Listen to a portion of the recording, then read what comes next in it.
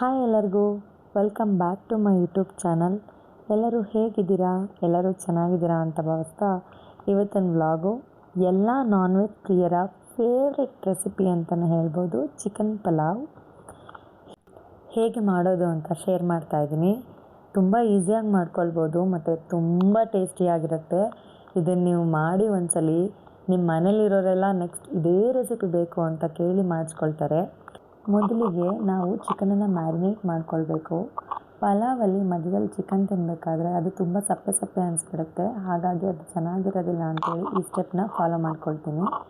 ಈಗ ಚೆನ್ನಾಗಿ ವಾಶ್ ಮಾಡ್ಕೊಂಡಿರೋ ಚಿಕನ್ಗೆ ಅರಿಶಿನ ಪುಡಿ, ಜೀರಿಗೆ ಪುಡಿ, ಮೆಣಸಿನ ಪುಡಿ, ಖಾರದ ಪುಡಿ, ಮೆಣಸಿನ ಪುಡಿ ಇಷ್ಟ ಇಲ್ಲ ಅಂದರೆ ಸ್ಕಿಪ್ ಮಾಡ್ಕೊಳ್ಬೋದು, ಖಾರದ ಪುಡಿ ಮತ್ತು 1-2 ಸ್ಪೂನ್ ಆಗೋಷ್ಟು ಮೊಸರು, ರುಚಿಗೆ ತಕ್ಕಷ್ಟು ಉಪ್ಪು ಹಾಕಿ ಚೆನ್ನಾಗಿ ಮಿಕ್ಸ್ ಮಾಡಿಕೊಂಡು ಎತ್ತಿಡಬೇಕು.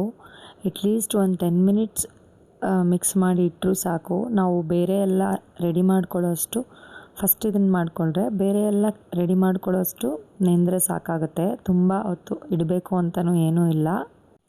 ಈಗ ಮಸಾಲ ಮಾಡ್ಕೊಳ್ತಾ ಇದ್ದೀನಿ. ಪಲಾವು ಚೆನ್ನಾಗಾಗಬೇಕು ಅಂದರೆ ಮೇಯ್ನಾಗಿ ಈ ಮಸಾಲ ಅಷ್ಟೇ ಚೆನ್ನಾಗಿರಬೇಕು. ನಾನು ಹೊರಗಡೆಯಿಂದ ತಂದಿರೋ ಯಾವ ಪೌಡರ್ ಕೂಡ ಬಳಸೋದಿಲ್ಲ, ಮನೆಯಲ್ಲೇ ಮಾಡಿರೋ ಮಸಾಲಗಳನ್ನ ಮಾತ್ರ ಯೂಸ್ ಮಾಡ್ತೀನಿ. ಮಿಕ್ಸಿ ಜಾರ್ಗೆ ಶುಂಠಿ, ಬೆಳ್ಳುಳ್ಳಿ ಮತ್ತು ಕೊತ್ತಂಬರಿ ಸೊಪ್ಪು ಹಾಕಿ ಕೋರ್ಸ್ ಪೇಸ್ಟ್ ಮಾಡಿ ಮತ್ತು ಅದಕ್ಕೆ ಅರಿಶಿನ ಪುಡಿ ಮತ್ತು ಚಕ್ಕೆ ಪುಡಿ ಹಾಕಿ ನುಣ್ಣಗೆ ರುಬ್ಕೊಳ್ತೀನಿ. ಮತ್ತು ಪಾತ್ರೆಗೆ ಒಂದು 3 ಸ್ಪೂನಷ್ಟು ಎಣ್ಣೆ, ತುಪ್ಪ ಹಾಕಿ 1 ಗಂಟೆ ಆಗೋಷ್ಟು ಮೆಂತ್ಯ ಸೊಪ್ಪನ್ನ ಕ್ಲೀನ್ ಮಾಡಿಕೊಂಡು ಅದನ್ನು ಕೂಡ ಹಾಕಿದ್ದೀನಿ. ಮತ್ತು ಪಲಾವ್ ಮಸಾಲ ಅಂತಂದರೆ ಎಲ್ಲರಿಗೂ ಗೊತ್ತೇ ಇರುತ್ತೆ. ಆ ಮಸಾಲ ಹಾಕ್ಕೊಂಡು ಚೆನ್ನಾಗಿ ರೋಸ್ಟ್ ಮಾಡ್ಕೊಳ್ತಾ ಇದ್ದೀನಿ. ಈಗ ಈರುಳ್ಳಿ ಹಾಕಿ, ಮೇಯ್ನಾಗಿ ಪಲಾವ್ಗೆ ಈರುಳ್ಳಿ ಚೆನ್ನಾಗಿ ರೋಸ್ಟ್ ಆಗಬೇಕು. ಆ ಅರೋಮಾ ಎಲ್ಲ ಮನೆ ತುಂಬ ಹರಡ್ಕೋಬೇಕು. ಆ ರೀತಿ ಈರುಳ್ಳಿನ ಫ್ರೈ ಮಾಡ್ಕೊಳ್ಬೇಕು. ಸೊ ನಾನು ಕೂಡ ಚೆನ್ನಾಗಿ ಈರುಳ್ಳಿನ ಫ್ರೈ ಮಾಡ್ಕೊಳ್ತಿದ್ದೀನಿ. ಸುಮಾರು 10 ನಿಮಿಷ ಬೇಕು ಈರುಳ್ಳಿ ಫ್ರೈ ಆಗೋಕ್ಕೆ. ನಿಮಗೆ ಟೈಮ್ ಇಲ್ಲ ಅಂತಂದರೆ ಸ್ವಲ್ಪ ಸಾಲ್ಟ್ ಹಾಕಿ ಫ್ರೈ ಮಾಡ್ಕೊಳ್ಬೋದು. ಬಟ್ ಇದು ತುಂಬ ಮೇಯ್ನು. ನೀವು ಈರುಳ್ಳಿನ ಚೆನ್ನಾಗಿ ಫ್ರೈ ಮಾಡದೆ ಪಲಾವ್ ಮಾಡಿದ್ರೆ ಪಲಾವ್ಗೆ ಆ ಫ್ಲೇವರ್ ಇರೋದೇ ಇಲ್ಲ. ತುಂಬ ಫ್ಲೇವರ್ಫುಲ್ಲಾಗಿರಬೇಕು ಅಂದರೆ ಈರುಳ್ಳಿನ ಚೆನ್ನಾಗಿ ರೋಸ್ಟ್ ಮಾಡ್ಕೊಳ್ಬೇಕು.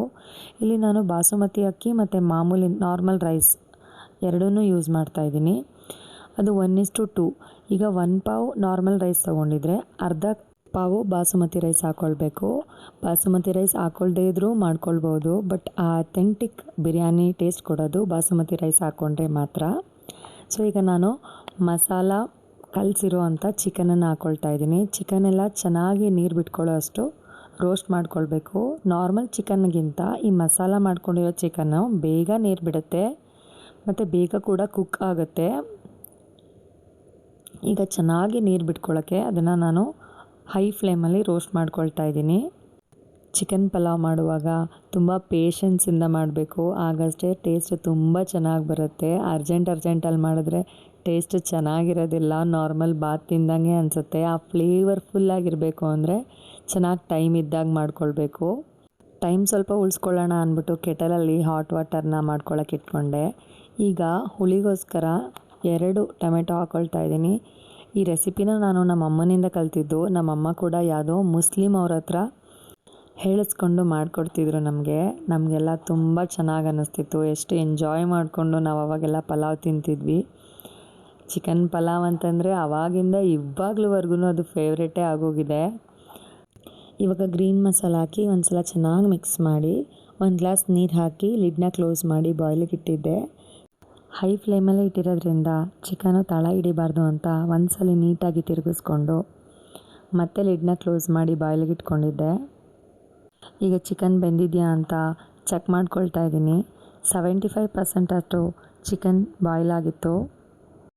ಈಗ ಮೊದಲೇ ತೊಳೆದು ನೆನೆಸಿಟ್ಕೊಂಡಿರೋ ಅಂಥ ಬಾಸುಮತಿ ರೈಸ್ ಮತ್ತು ನಾರ್ಮಲ್ ರೈಸ್ ಎರಡೂ ಮಿಕ್ಸ್ ಮಾಡಿಕೊಂಡು ಅಕ್ಕಿ ಹಾಕ್ಕೊಳ್ತಾ ಇದ್ದೀನಿ.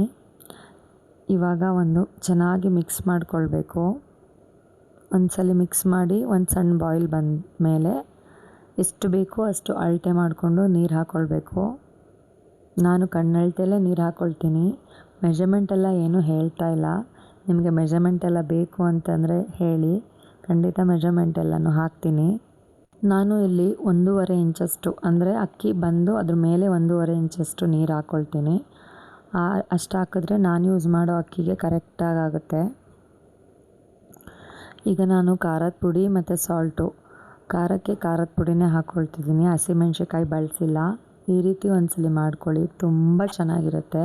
ಮಟನ್ ಸಾರು ಖಾರದ ಪುಡಿನ ಬಳಸ್ಕೊಂಡಿದ್ದೀನಿ. ಈಗ ಸ್ವಲ್ಪ ಪುದೀನ ಹಾಕ್ಕೊಳ್ತಾ ಇದ್ದೀನಿ. ಪುದೀನ ಕೊನೆಯಲ್ಲಿ ಹಾಕ್ಕೊಳ್ಳೋದ್ರಿಂದ ಫ್ಲೇವರ್ ತುಂಬ ಚೆನ್ನಾಗಿರುತ್ತೆ, ಆ ಅರೋಮಾ ಹಾಗೆ ಉಳ್ಕೊಂಡಿರುತ್ತೆ. ಎಣ್ಣೆಲಿ ಫ್ರೈ ಮಾಡ್ಕೊಳ್ಳುವಾಗಲೂ ಹಾಕ್ಕೊಳ್ತಾರೆ, ಬಟ್ ನಾನು ಕೊನೆಯಲ್ಲಿ ಪುದೀನ ಯೂಸ್ ಮಾಡ್ತೀನಿ. ಈಗ ಒಂದ್ಸರಿ ನೀಟಾಗಿ ಮಿಕ್ಸ್ ಮಾಡಿ, ಅಕ್ಕಿ ಎಲ್ಲ ನೀಟಾಗಿ ಮಿಕ್ಸ್ ಆದಮೇಲೆ ಲಿಡ್ನ ಕ್ಲೋಸ್ ಮಾಡಿ ಒಂದು 10 ನಿಮಿಷ ಬೇಯಿಸ್ಕೊಳ್ಬೇಕು. ಈಗ ನೋಡ್ತಾ ಇರ್ಬೋದು ವಾಟರ್ ಕಂಟೆಂಟ್ ತುಂಬ ಕಮ್ಮಿ ಆಗಿದೆ. ಈಗ ಮೇಲ್ಗಡೆ ಒಂದು ಬಟ್ಟೆ ಹಾಕಿ ಪ್ಲೇಟ್ನ ಹೀಗೆ ಮುಚ್ಕೊಳ್ತಾ ಇದ್ದೀನಿ. ನಾನು ದಮ್ ಮಾಡ್ಕೊಳ್ತಾ ಇದ್ದೀನಿ. ಕೆಳಗಡೆ ಒಂದು ತವ ಇಟ್ಟು ತುಂಬ ಹೈ ಫ್ಲೇಮಲ್ಲಿ ತವಾನ ಬಿಸಿ ಮಾಡಿ, ನೋಡಿ ಈ ರೀತಿ ಕೆಳಗಡೆ ಒಂದು ತವ ಇಟ್ಕೊಂಡು ಹಳೆ ತವನ ಯೂಸ್ ಮಾಡ್ತಿದ್ದೀನಿ. ಹೈ ಫ್ಲೇಮಲ್ಲಿ ತವಾನ ಬಿಸಿ ಮಾಡಿಕೊಂಡು ಪಲಾವ್ ಮಾಡ್ಕೊಂಡಿರೋ ಪಾತ್ರೆನ ಇಟ್ಟು ಅದ್ರ ಮೇಲ್ಗಡೆ ಒಂದು ಬಟ್ಟೆ ಹಾಕಿರೋ ಪ್ಲೇಟ್ನ ಮುಚ್ಚಿ ಅದ್ರ ಮೇಲ್ಗಡೆ ಸ್ವಲ್ಪ ವೆಯ್ಟ್ ಇಟ್ಕೋಬೇಕು.